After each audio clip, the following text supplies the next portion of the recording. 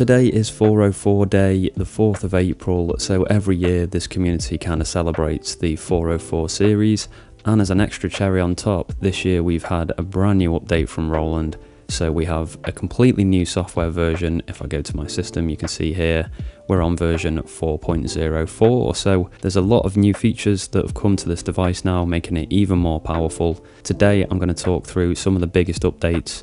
Very loosely, I'll do more detailed videos in the future about each individual part and teaching you guys how to use them. But today, yeah, I just kind of want to show you the features in action, show you how they loosely work, and give you an idea of what's in this update. So firstly, if you want to update your machine to 404, I've got a guide up in the top right here that shows you exactly how to update your SP. It's pretty straightforward to do. You go to Roland, grab the software, and then follow my video, and hopefully you'll be up and running in no time. So just before I start, guys, don't forget to check out all my links in the description and my website SPVIDZ.com. All the sales from there help me keep doing what I'm doing here. I've got B-packs, merch, and SP accessories, so I'd really appreciate it if you could check those out. Okay, so let's get into these updates. The first one, and I think this is probably one of the most exciting for me personally, is that we now have a loop capture functionality built into the SP404 Mark II. Now, I used to have an SP555 and I sold it, and this update has made me regret that a lot less because I now have one of the best features from the 555 in this machine. So let's go ahead and have a little look. It says the much requested loop capture is one of the most popular features from the iconic SP555. Now it's in your Mark II. Record, loop and layer sample performances plus effects in real time for off-the-cuff creative flow. So one thing that you do need to do to set this up is go ahead and hit shift and press the value wheel. Now what this is going to say is enable looper and SBS will be reset. So that's your skip back functionality. That's going to be reset. So any data you've got in there you'll lose.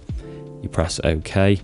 If at any point you want to go back and use skip back, you just do the same again, and you can see here it says enable skip back, looper will reset. So this takes the place of skip back temporarily. So when you press mark, you can see now that I have been put into a loop area instead of going to skip back. Like I say, you can change back at whatever point you want, but you can't use the two independently. It's one or the other at any one time. So we're in looper mode. You could see the first thing I did there was just turn the metronome down.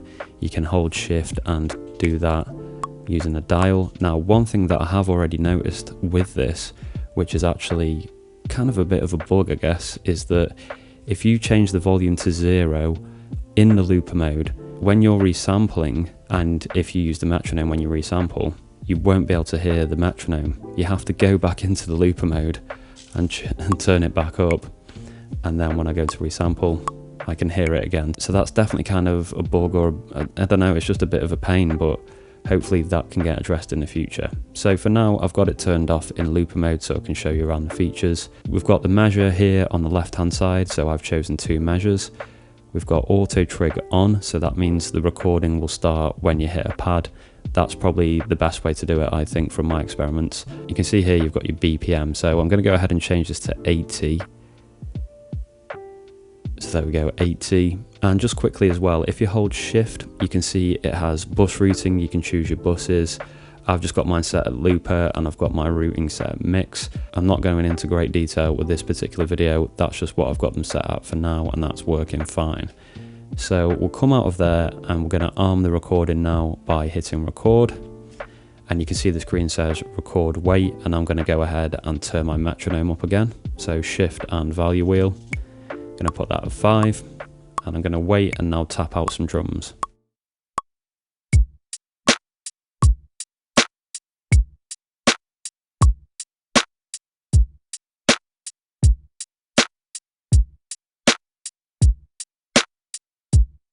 And there we go, it's looping. How exciting.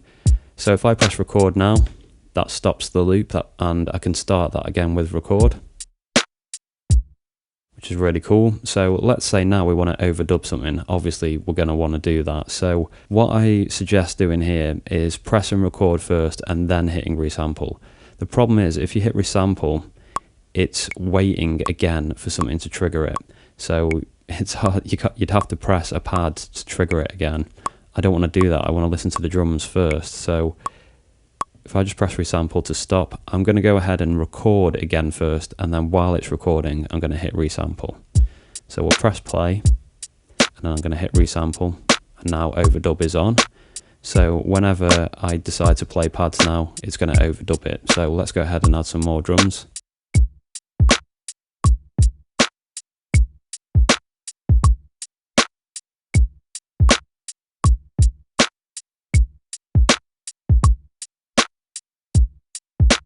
Okay, nice, so it's done that as well.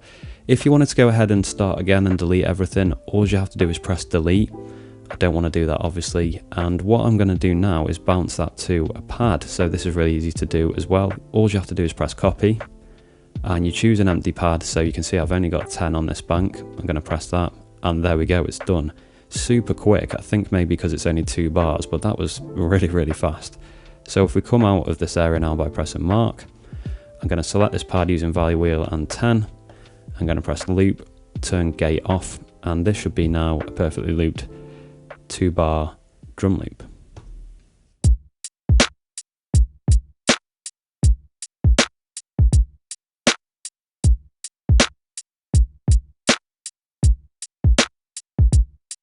And there you go, the results speak for themselves. That works really nicely. It loops perfectly, and a great thing about this as well, I'll just show you quickly too, is if we go back into that area, because I haven't deleted that data, it's still in there. So you could bounce it, check something, check it all loops okay, and then go, okay, that sounds good. Go back in and add some more layers. So it remembers what you've done. I doubt it will if you turn the machine off and on, but in a particular session, it will retain that data. That's really cool. Okay, so that was Looper. I really like that one. That's probably my favorite update of the lot, and I think a lot of you are going to be excited about that. It's really simple and fun to use as well, so that's good.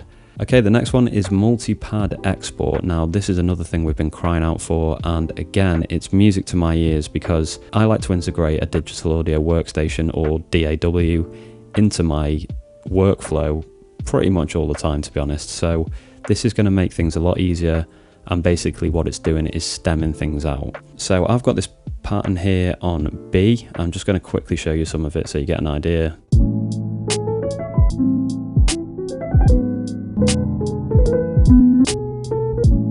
Just some jazzy nonsense there for you. I quite like the sound of that though, to be honest. So we'll come out of pattern mode, we'll go to Shift and Import Export, and I'm going to go to the second one down, as usual, Export to SD card, and then I'm going to go ahead and press Multipad.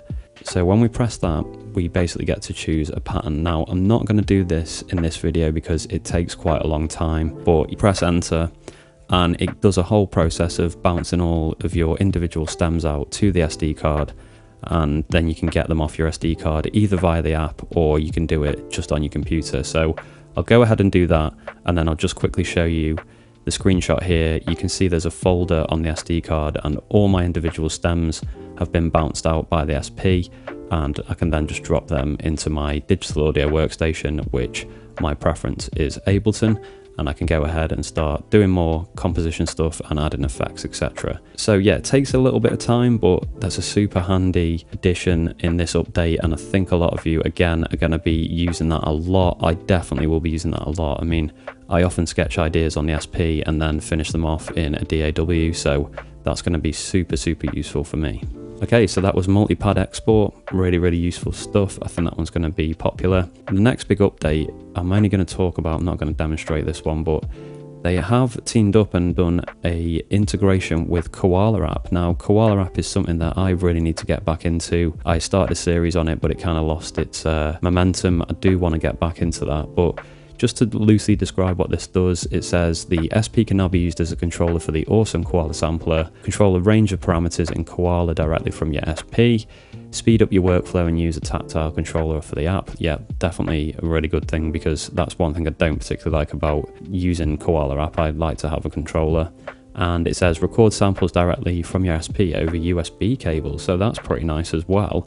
I'm looking forward to digging into that, but I will do a separate video entirely and talk about how all that works. But yeah, for you koala heads out there, I think you're going to love that update. I'm certainly very interested in that, and I find it quite crazy that they've done that, to be honest. Seeing Roland team up with Koala, just, you know, the marriage I never thought I'd see. It's just kind of like, I don't know, it's a bit wild, but I'm into it. I think it's great. So yeah, I'm really looking forward to digging into that in a bit more detail. We'll see how that works in a future video. Okay, next up, we have this feature called groove function, and this kind of reminds me of Ableton a lot, where you can kind of like add a groove to your beats in MIDI. I think it's MIDI there, to be fair, but this can actually do it on samples on your pads. So yeah, it's very similar to that. You can kind of add a groove.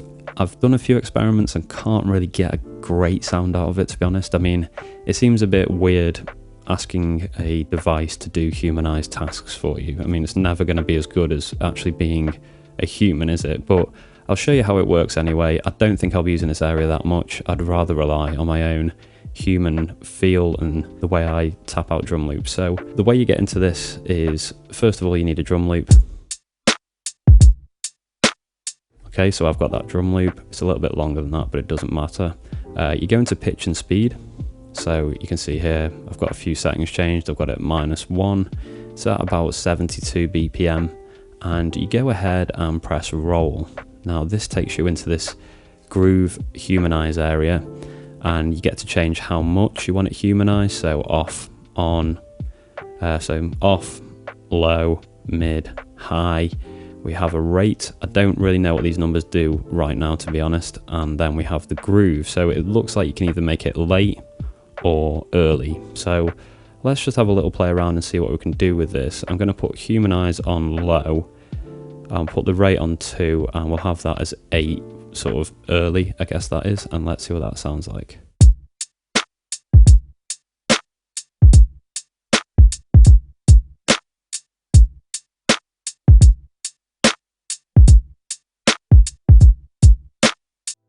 So it's kind of cool. It's added some kind of groove to it. I think this is good as a kind of inspiration area, but I don't think I'd ever end up using something from it. Don't know how usable that entire section is going to be. Let's see if we just crank these up a little bit. Let's do humanize high, rate 6. Let's try, say 16 forward.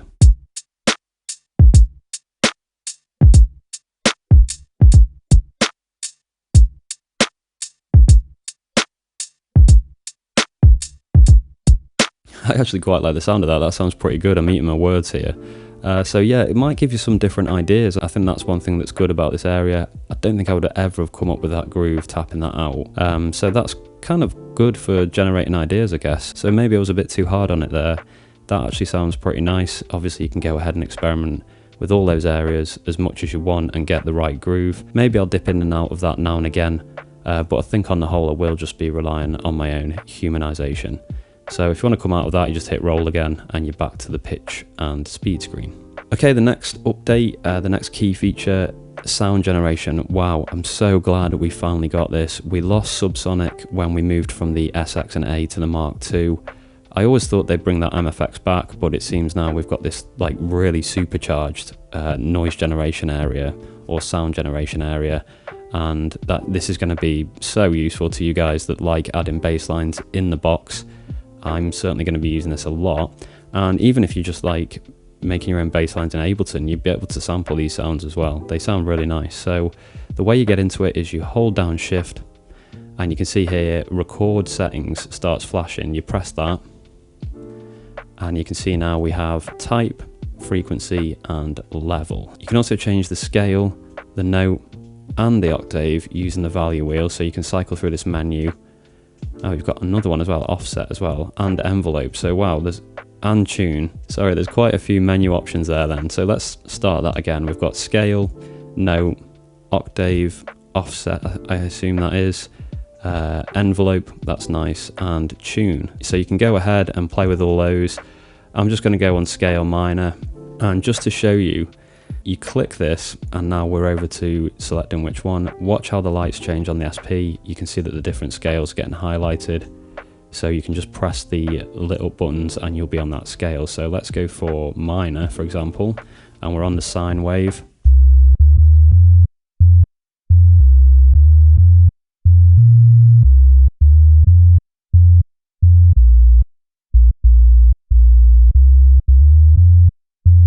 Pretty cool stuff. And if you want to resample that sound out, so let's say we want this sound, you just hit record, and then it lets you choose a pad. Which ones have I got free here? I think I've got 12. And it says record to export, destination A12. Done that. And there we go, we have that on a pad. We could go ahead and use that in our patterns, in resampling, and be able to add our own sub and bass lines. Really, really good stuff. And in that area, there's loads of different things that you can actually do. So let me show you some of the different types. We've got saw like this. I don't know where I've got this bass line from, but it sounds pretty cool. Saw 2. Oh, sorry, that's just changed to try.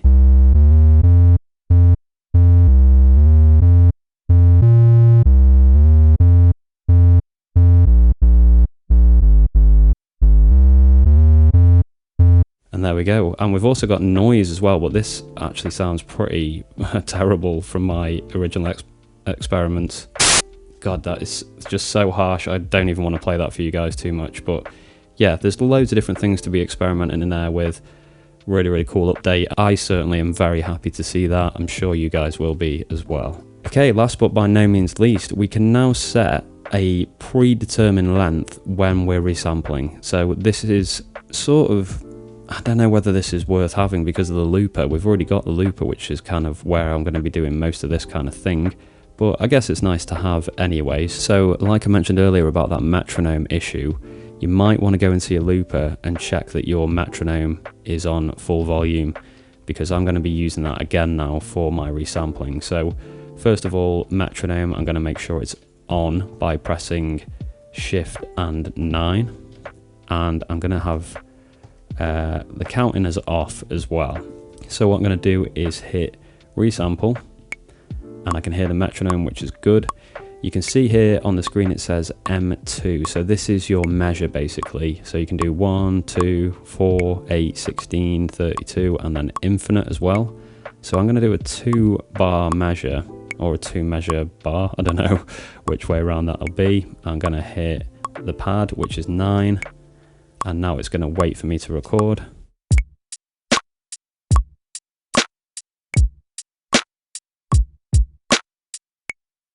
Okay, and then it kind of does this weird thing at the end where it computes it all and figures it all out and puts it onto the pad. And if I select this pad using value and 9, then if I hit loop and take off gate, this should in theory now be a perfect 2 bar loop. So let's listen to it.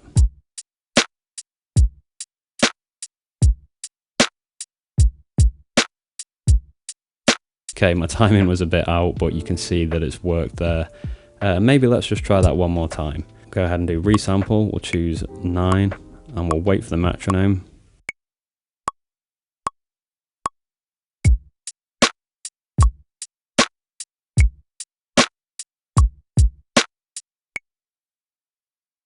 Okay, there we go. I feel that that was pretty bob on, so let's see how this is done this time around. Start and end.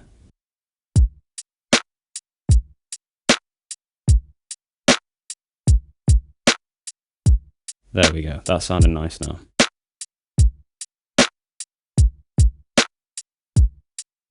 Okay, and there we go, you can have preset measures with the metronome on and get everything sounding neat and tidy. I really think that that's a bit redundant with having a loop-in option as well, but I'm sure there's those of you out there which will have a really nice practical use for that. So it's definitely a nice thing that they've included. So yeah, that is all the major updates in this release, guys. 404, go and grab it now from Roland. There are other things that have been included as well, which I haven't talked about in this video. Let me know your favourite from these ones which I've shared with you, and let me know the ones that you're most excited about. I still stand by my point that I do think that this device is in danger of getting very, very complicated, but I have to say that the way these have been implemented, they're pretty intuitive and they're quite easy to remember. I've been having a little play with these, and so far I'm managing to remember how to get into each of the areas pretty easily. So fingers crossed, Roland keep doing these updates which are really easy to use, and this thing doesn't turn into this sort of shortcut nightmare. Look out for more videos. As I said, check out my links below, subscribe if you want to see more, and I will be back with more content very, very soon.